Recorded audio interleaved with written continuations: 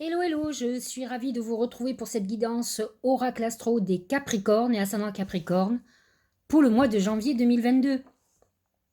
Aujourd'hui, nous démarrons la saison des Capricornes. Joyeux anniversaire à vous.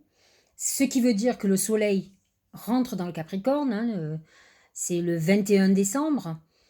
Et là, nous démarrons euh, des énergies nouvelles. On quitte les énergies enthousiastes, curieuses du Sagittaire, et là on rentre dans le vif du sujet. Le Capricorne aime les choses concrètes, il n'aime pas que rêver. Donc tout ce qui ont travaillé justement à la réflexion de projets nouveaux, à la découverte comment dirais-je, admettons, vous avez découvert une nouvelle activité, quelque chose qui vous plairait, ou vous aimeriez vous former. Là, on se met à chercher la formation, on met en place les choses bien concrètes. C'est ça qui est intéressant dans le Capricorne. Il est vrai que de toute façon, la nouvelle lune du 2 janvier, n'oubliez pas, c'est votre nouvelle lune. C'est celle qui va vous permettre de faire vos vœux de nouvelle année, que ce soit pour le mois de janvier, mais que ce soit pour toute l'année. C'est nos vœux. Vous savez, quand on vous souhaite la bonne année, une bonne santé, etc., ben, c'est le moment de demander ce que vous espérez pour cette année. Je pense qu'on va avoir des idées parce qu'avec tout ce qu'on vient de vivre depuis 2 ans, c'est compliqué. Alors, ce qui est intéressant, c'est que déjà au mois de janvier, on a déjà pas mal de planètes en Capricorne. Mercure est déjà là. Alors, Mercure va faire un petit truc particulier, c'est-à-dire qu'il va se partager ce mois de janvier entre le Capricorne et le Verseau. Donc, il va monter à 28-29 degrés jusqu'au 2 janvier. Il va partir sur le Verseau et il va redescendre en Capricorne le 27 janvier jusqu'à la fin jusqu'au 31.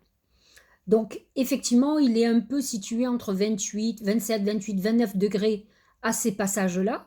Donc, il va toucher les derniers décans. Mais en attendant, il est en rétrogradation, comme on dit. Donc, il reste pendant un certain temps en Verseau, mais il repart finalement en Capricorne.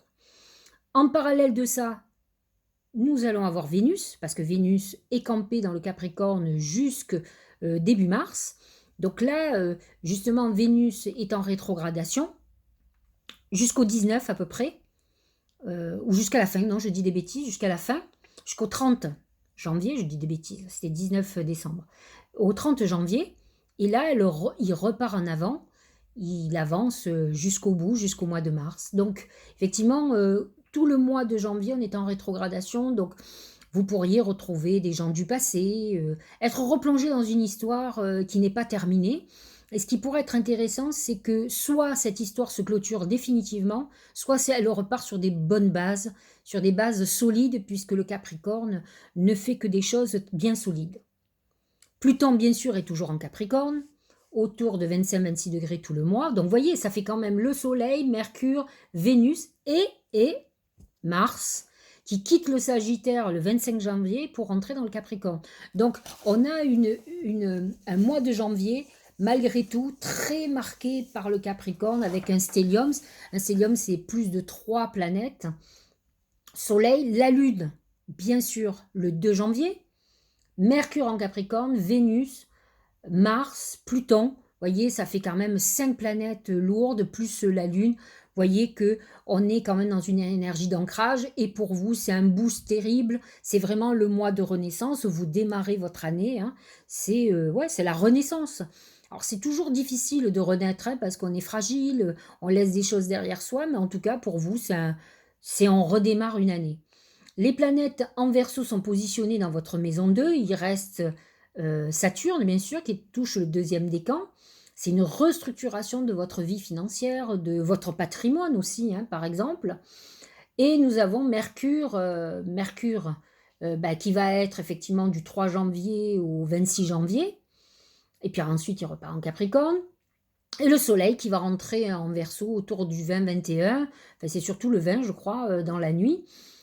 Qui va partir dans le Verseau, donc qui est positionné dans votre maison 2, qui est une période effectivement souvent faste au niveau financier.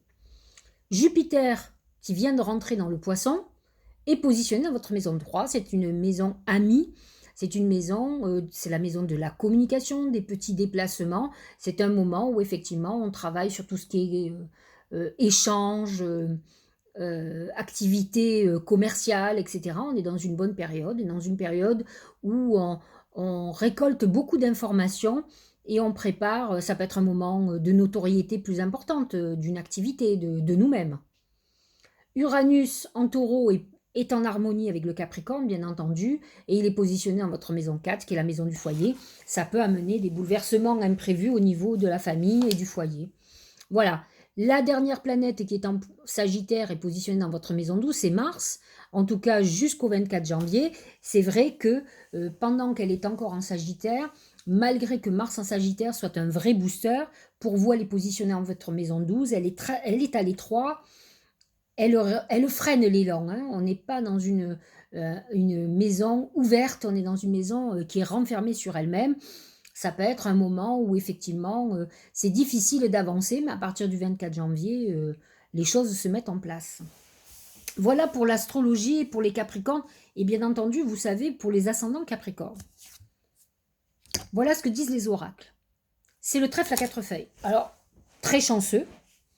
Le trèfle à 4 feuilles vous amène la chance à l'état pur. C'est le coup de bol. C'est le truc qui n'est pas prévu. Alors c'est vrai qu'avec ce stellium de planètes en Capricorne et plus particulièrement Vénus, Vénus c'est l'abondance. Le Capricorne c'est aussi une chance financière.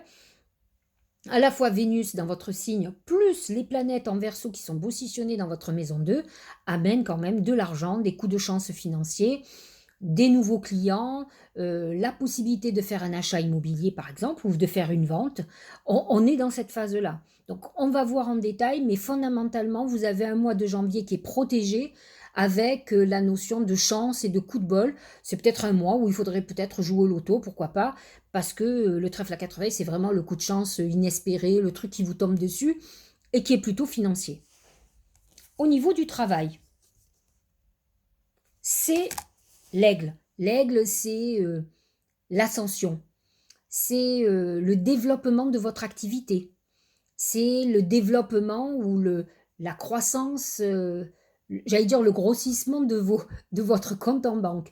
On est dans une période où ça roule. On est dans une belle plénitude. N'oubliez pas que l'aigle est un messager. Donc vous allez avoir des nouvelles, des contacts, qui sont de très bonnes nouvelles, des nouvelles pour votre évolution, pour votre envol, pour démarrer quelque chose de nouveau. Vous pourriez être amené même à prendre l'avion, à faire un déplacement très important pour vous professionnellement et financièrement ce mois-ci. Donc on est dans cette phase d'évolution. Capricorne sont très protégés ce mois-ci, déjà avec le trèfle à 4 feuilles, mais au niveau professionnel, ils sont en place avec toutes les planètes en Capricorne. Vous êtes persévérant, vous savez travailler dur, vous savez donner de vous-même pour arriver à ce que vous désirez. Au niveau du sentimental, c'est l'éléphant. Alors l'éléphant me fait penser beaucoup au taureau, et c'est le taureau dans l'oracle symbolique du mar de café, c'est la maison 4, c'est Uranus, donc des événements imprévus, mais j'ai envie de vous dire que l'éléphant lié à l'amour, ça amène des relations amoureuses sur le long terme, très solides. Ça peut être une rencontre avec quelqu'un avec qui on a une vraie différence d'âge, donc l'un des deux est plus âgé. Ça peut être vous qui rencontrez quelqu'un de plus âgé. L'éléphant amène la solidité, c'est important.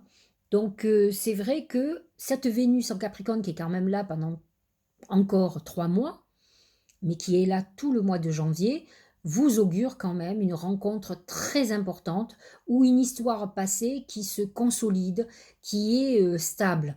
Donc l'éléphant, j'ai envie de vous dire aussi qu'il amène peut-être une rencontre karmique. Alors aucune planète en maison 5, la maison de l'amour, aucune planète en maison 11, la maison de la réalisation des vœux et des rencontres amicales. Cet éléphant vous amène quand même la solidité, la longévité d'une histoire, y compris pour des couples qui sont là ensemble depuis longtemps. Au niveau de la santé, c'est l'araignée. Alors l'araignée, au niveau de la santé, c'est très simple. C'est les tourments psychologiques, c'est les soucis psychologiques, les perturbations. Vous allez être inquiet, angoissé, stressé, avoir des peurs. vous prendre la tête, c'est le cas de le dire. Donc c'est une période où il faut faire très attention, ça amène des désordres psychologiques, des dépressions. C'est vrai que déjà le Capricorne, on ne peut pas dire que ça soit des joyeuseries, que ça soit des gens qui sont hyper gais. Ce sont des gens un peu sombres, un peu taciturnes, un peu comme le Scorpion. Donc c'est vrai que, ça peut être très compliqué pour vous, durant ce mois de janvier. Peut-être la fatigue, peut-être, certaines choses qui ne se passent pas encore comme vous voulez. Ce Mars en Sagittaire qui est bloqué dans la maison 12, qui est la maison justement de tout ce qui est psychologique, fait qu'on peut avoir des colères très importantes et les colères du Sagittaire sont connues, donc vous pourriez être dans quelque chose qui vous tourmente vraiment, que vous n'arrivez pas à régler et qui va quand même un peu plomber votre mois, alors que vous êtes dans une phase extraordinaire. Alors le Tao, la commissure des lèvres. Alors qu'est-ce que ça nous dit? Nutrition, santé, bien-être. Apport aux autres, instauration de l'équilibre, sustentation du corps et de l'esprit et de l'âme. Alors, la commissure des lèvres, ça me fait penser. Alors, je sais que les Capricornes sont des épicuriens. Vous voyez, regardez comme exemple Gérard Depardieu. C'est un bon vivant et c'est un Capricorne. Les ascendants Capricornes, de toute façon, dans l'absolu, les signes de terre sont des gens qui aiment manger, ce sont des terrestres. Donc, c'est vrai que là, avec Uranus en taureau, qui est un gros épicurien, on va dire, c'est vrai que vous êtes dans une phase où les repas de famille, les choses comme ça, vont faire bombance. Ça va vous faire plaisir, de faire plaisir aux autres.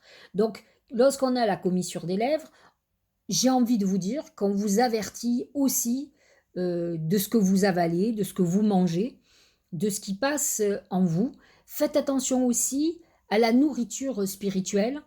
C'est vrai que le Capricorne a un côté qui peut être spirituel. Je le dis souvent, il représente un peu l'ermite dans le tarot de Marseille qui part sur le chemin. Vous savez, le Capricorne, il représente à la fois la réussite sociale et la carrière, mais il représente aussi cet ermite qui part sur le chemin de la spiritualité, et un peu comme on parle dans la religion catholique du dépouillement.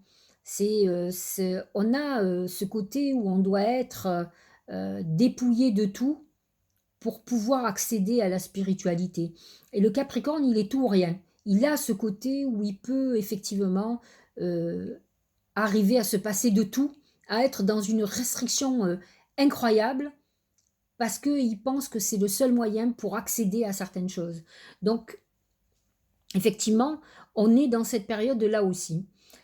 Il faut faire attention lorsqu'il y a la commissure des lèvres, que vous ne soyez pas non plus parasité par des perturbations énergétiques, des gens toxiques qui sont autour de vous, qui puissent faire que effectivement vous êtes dans ces tourments. Hein. N'oublions pas l'araignée qui nous a montré qu'on pouvait être parasité, perturbé par un certain nombre de choses, mais aussi perturbé par des personnes malveillantes. Donc attention à ceux qui vous posent problème. L'idéal serait de bien commencer l'année. Après tout, peut-être le mois de janvier peut être un mois où on règle un certain nombre de choses et on prend comme bonne résolution d'avoir une vie avec une bonne hygiène de vie au niveau de la nourriture et une hygiène de vie au niveau sport, bien-être, faire de la méditation. Vous qui êtes désangoissés, c'est une bonne chose. Premier oracle d'intuition, c'est les mains ouvertes. Alors, qu'est-ce qu'il nous dit? Grâce à l'énergie du lâcher-prise, vous entrez en résonance avec ce qui se prépare pour vous dans l'invisible. Alors, il faut savoir une chose, c'est que le Capricorne a une particularité, il est dans la maîtrise. Alors, c'est l'opposé du lâcher-prise. Moi, j'ai envie de vous dire que si ça fait un moment que vous travaillez dur, que vous mettez en route, alors pourquoi pas à ce mois de janvier, il va falloir à un moment donné, une fois que vous avez mis la mécanique en place, comme on dit, semer vos graines, il va falloir que vous lâchiez et que vous laissiez faire les choses, faire que, comment dire, faire son œuvre, que tout ce que vous avez mis en place travaille pour l'épanouissement. Donc c'est vrai que il va falloir que vous soyez en lâcher prise, et les mains ouvertes, c'est aussi le côté je reçois. Je reçois ce que j'ai demandé. Je, il y a c'est le juste retour. Et donc, je pense que vous allez être dans cette phase-là, et c'est important d'en prendre conscience, et non pas de penser que vous pouvez tout maîtriser. Vous faites une action, et il va y avoir une réaction qui n'est pas obligatoirement celle que vous pensiez, mais qui peut être très positive, et il va falloir que vous acceptiez les résultats de ce que vous avez instigé. Alors, le deuxième oracle d'intuition, il faut que vous vous posiez une question. Et une question qui a comme réponse oui ou non. Donc, quelle est la question que vous voudriez vous poser pour ce mois de janvier? Vais-je rencontrer la femme ou l'homme de ma vie? Est-ce que la personne que je viens de rencontrer est la bonne personne? Est-ce que le nouveau travail que j'ai va me convenir? Vous voyez, ce genre de trucs. Est-ce que mon mari et moi allons nous séparer? Est-ce que je vais trouver l'amour ce mois-ci ou cette année? Vous voyez, posez une question qui répond par oui ou par non. Allez, réfléchissez. Qu'est-ce qui vous vient à l'esprit? Vous avez bien réfléchi? Je vais vous donner la réponse. C'est non. La réponse est non à votre question. Donc, attention à ce que... Je sais que ça ne fait pas plaisir. On a tendance à se dire, oh non, mais je me suis mal concentré. Bien sûr qu'il faut bien se concentrer et accepter la réponse. Allez, dernier oracle. Prendre du recul. Ça me fait penser quand même à ce lâcher prise. C'est la même chose. Vous voyez, comme quoi les oracles ont quand même une récurrence. Ils vous disent de manière différente la même chose. Prendre du recul et lâcher prise, c'est identique. D'ailleurs, on va voir. Alors, qu'est-ce que ça nous dit cet oracle? Stop. Respire 3 fois. Fais quelques pas en arrière. Tu pourras apprécier la situation que tu vis dans son ensemble. Peut-être y a-t-il des parties du puzzle qui manquent à ton champ de vision. En fait, on vous demande effectivement, vous avez mis en route un certain nombre de choses, vous prenez une pause, vous regardez le travail que vous avez mis en œuvre et vous voyez si tout est conforme, si tout va bien, si vous n'avez pas loupé quelque chose, ce que vous devez rajouter, vous devez réajuster. Et c'est ça, on est obligé de prendre du recul et regarder, pousser les graines que vous avez plantées. C'est ça aussi, avoir cette intelligence de recul, de lâcher prise et de laisser faire l'univers la suite du travail. Mais bien sûr, c'est vous qui mettez la clé dans la porte, personne autre. Voilà, je vous souhaite bonne fin d'année, un bon mois de janvier, une très très belle année. Je vous souhaite une très bonne santé. Je vous souhaite de trouver l'amour, de réussir à la hauteur de vos ambitions. Bonne santé, ça c'est indispensable. Et que vous accédiez à la paix du cœur, la paix de l'âme, et que vous puissiez avancer vers vos buts, vers vos objectifs, vers vos rêves. Voilà ce que je vous souhaite pour cette nouvelle année. Je vous dis à très bientôt. Je vais certainement vous faire la vidéo de votre année. Donc, je vous dis à très bientôt avant la fin du mois de décembre pour vous donner les prédictions de 2022 pour votre signe. Bon mois de décembre, bonne fête et bonne année.